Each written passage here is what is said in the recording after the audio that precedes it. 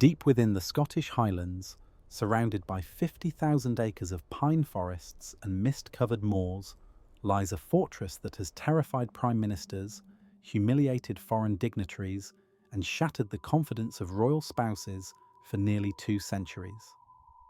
While Buckingham Palace represents the office of the monarchy, Balmoral Castle represents the family itself.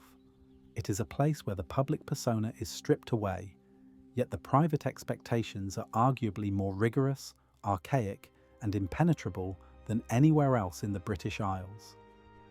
For an outsider invited to spend a weekend here, the danger does not lie in the rugged terrain, but in the invisible minefield of social etiquette that governs every waking moment. This is the setting of the infamous Balmoral test, a gauntlet of unwritten rules that determines who survives in the inner circle and who is cast out. Margaret Thatcher famously failed, fleeing the estate as early as possible each morning. Princess Diana passed with flying colours, at least initially, understanding the rhythm of the rain and the mud. The paradox of Balmoral is that it is styled as a relaxed country retreat, a place for the royals to be normal.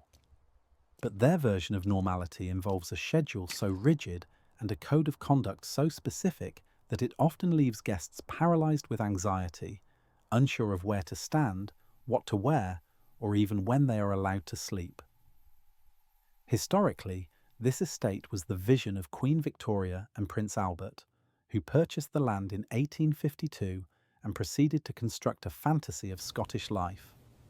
They codified behaviours that have frozen in time, creating a pocket of Victorian reality that persists in the 21st century. To enter Balmoral is to step back into a world where the modern rules of comfort and convenience do not apply.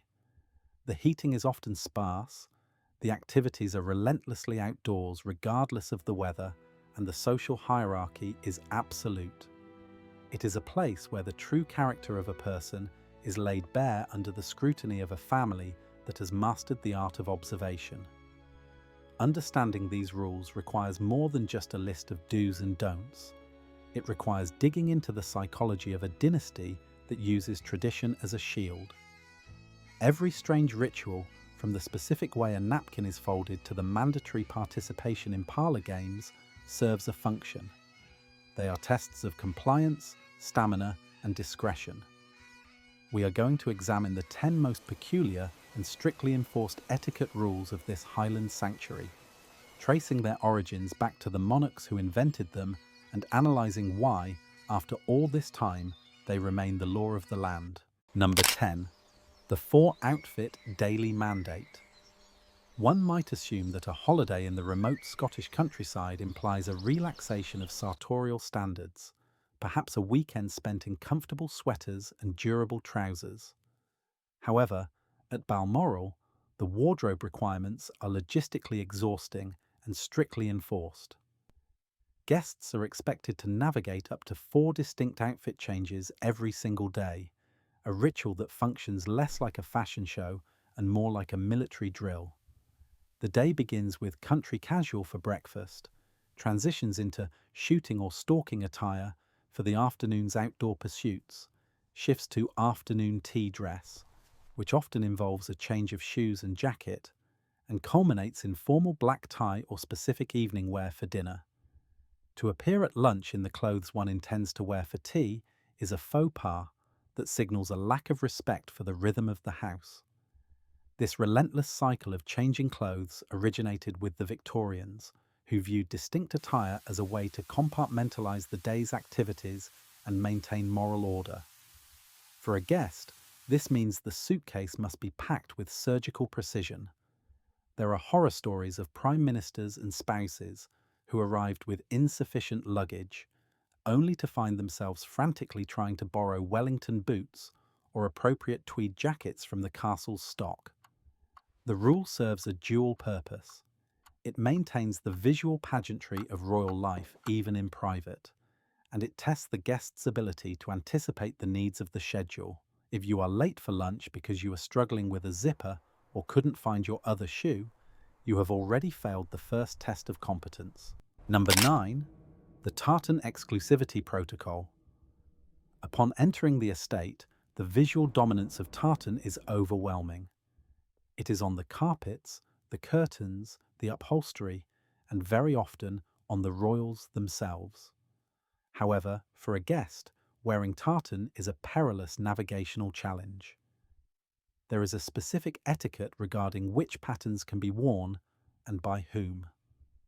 The Balmoral tartan, a grey, black and red design, was designed by Prince Albert in 1853. It is technically the private property of the monarch. By strict tradition, the only people permitted to wear this specific pattern are the king and the piper to the sovereign. For a guest to show up wearing a generic tartan kilt or scarf in an attempt to blend in is often viewed as presumptuous or pantomime-like. The origins of this rule lie in the Highland fever that gripped Queen Victoria and Prince Albert. They sought to embed themselves into Scottish culture, essentially rebranding the German-descended House of Hanover as legitimate successors to the Stuart kings. By creating their own tartan and strictly regulating its use, they turned fabric into a symbol of hierarchy.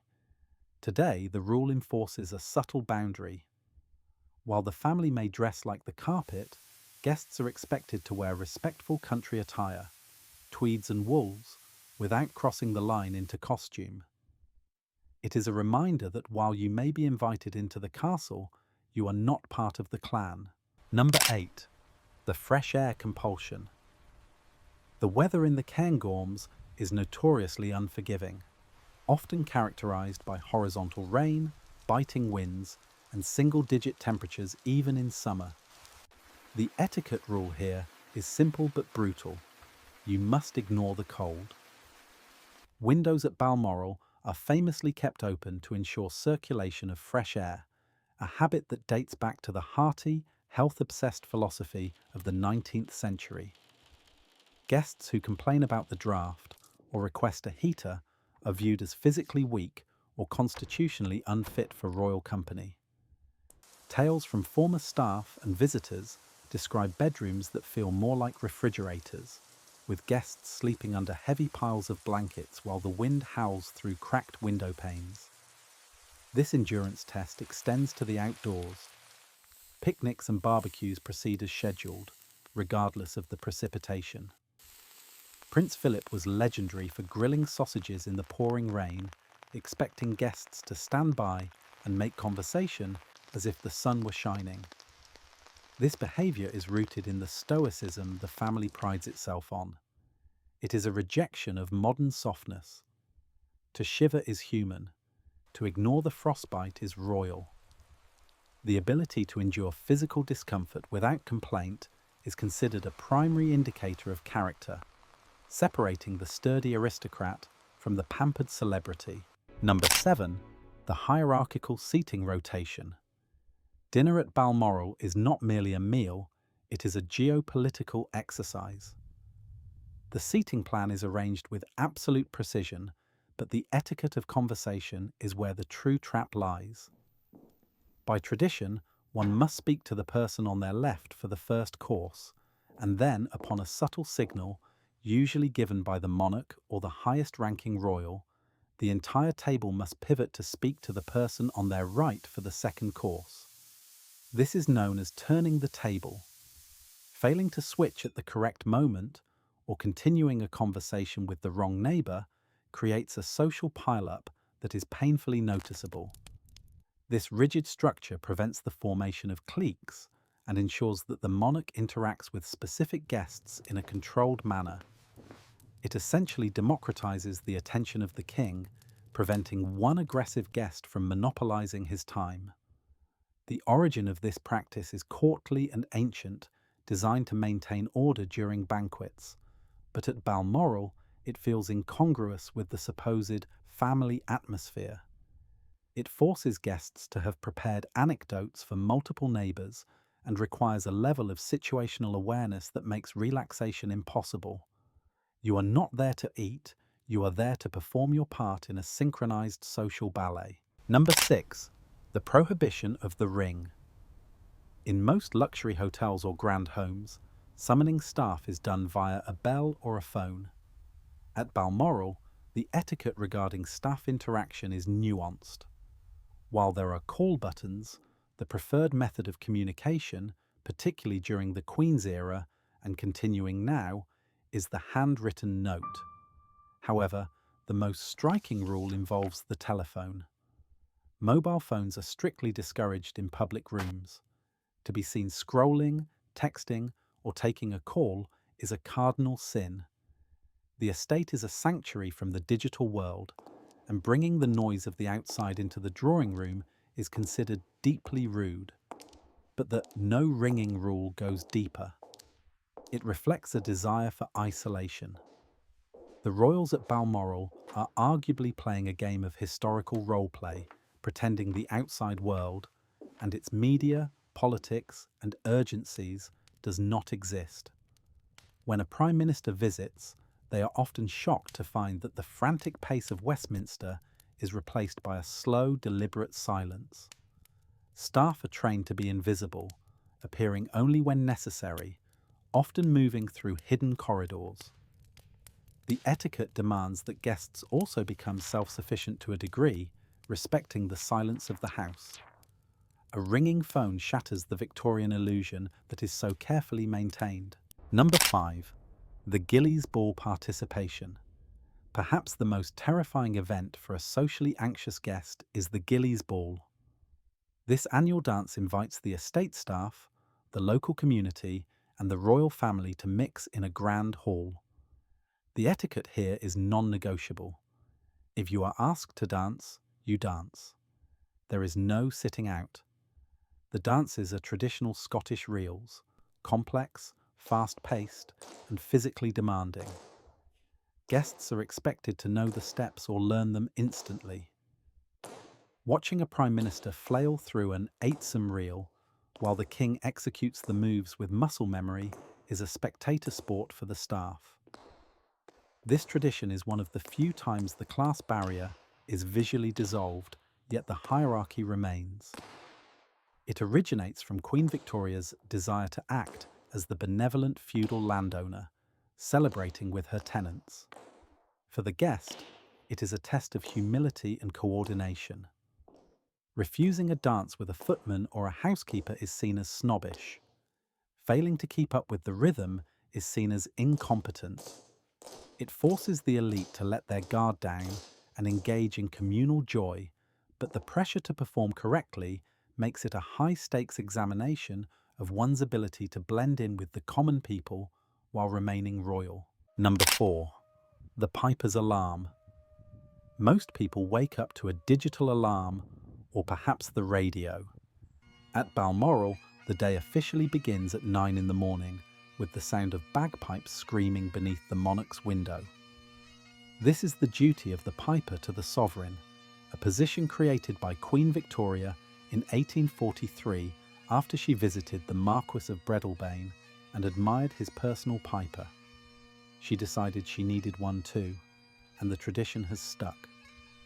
For 15 minutes, the piper marches back and forth, playing intricate Highland tunes. The etiquette for guests is twofold. Firstly, you must not complain about the noise, even if you are hungover or jet-lagged. Secondly, you must appreciate the music. It is the soundtrack of the estate. The piper is a highly respected member of the household, not a novelty act. This daily ritual serves as a sonic boundary, marking the start of the royal day and reminding everyone within earshot, which is everyone, that this is a Scottish castle, not a London townhouse. It sets a militaristic tempo to the morning, dispelling any notion of a lazy lie-in. Number 3. The washing up protocol. There is a famous image of the Balmoral lifestyle that baffles outsiders, the sight of the monarch putting on rubber gloves and doing the dishes. It is a documented fact that the late Queen Elizabeth II and now King Charles take immense pleasure in the post-barbecue clean-up. They will often drive guests to a remote log cabin on the estate for a picnic where the staff are dismissed and the family takes over. The etiquette trap here is tricky. Guests must offer to help, but they must not take over. They must be useful, drying a plate or stacking cutlery, but they must not try to be the leader. This ritual is the ultimate expression of the simple life fantasy. For a family that has toothpaste squeezed onto their brushes by valets, the act of scrubbing a burnt pot is a novelty that grounds them. It originated as a way for the royals to have privacy, escaping the eyes of the footman for a few hours. For a guest like Tony Blair, who famously attempted to help wash up and felt utterly out of place, it is a disorienting experience. It blurs the lines between servant and master, and navigating that ambiguity without being awkward is the mark of a true insider. Number 2. The bedtime curfew. The evenings at Balmoral can be long. After the formal dinner, the changing of clothes, and the parlour games, the company retires to the drawing room. The rule of etiquette here is absolute. Nobody goes to bed before the monarch.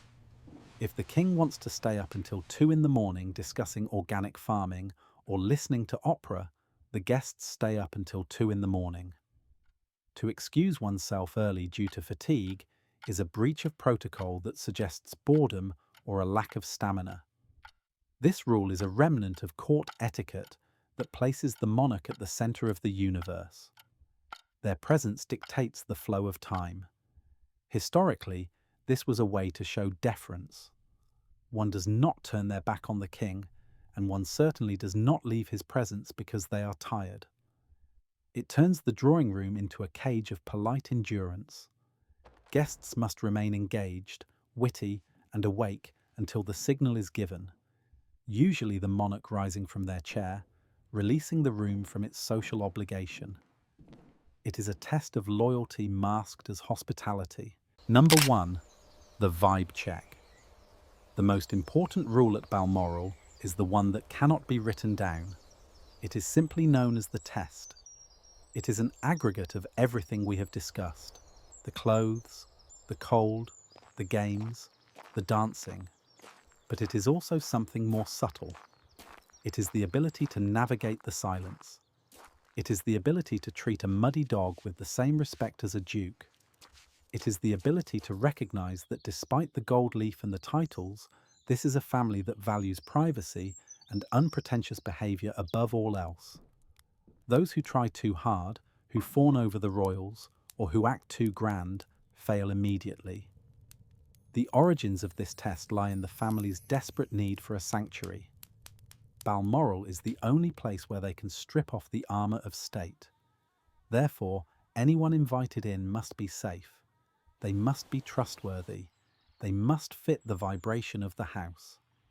If you are too loud, too modern, or too obsessed with their fame, you disrupt the ecosystem. The vibe check is the ultimate gatekeeper. It is why some politicians are never invited back, and why some friends remain close for decades. Passing it requires a paradoxical skill, realizing that to survive in the most exclusive castle on earth, you have to act like you are just visiting a normal grandmother in the countryside, who just happens to own the country. Balmoral is a museum of living history, a place where the 19th century refuses to die. The strange etiquette rules, the obsession with tartan, and the shivering picnics are not just eccentricities. They are a defense mechanism. They create a world that is predictable and safe for a family that lives its public life in chaos. For the outsider, these rules are a minefield, but for the insider, they are the comfort of continuity. Do you think these traditions are a necessary preservation of history, or are they a cruel trap for the uninitiated? It is fascinating to consider how many world leaders have crumbled under the pressure of a simple Scottish weekend. If you enjoyed this deep dive into the hidden world of royal protocols, hitting the like button helps us uncover more stories like this. And for more investigations into the secret lives of the aristocracy, make sure you're subscribed.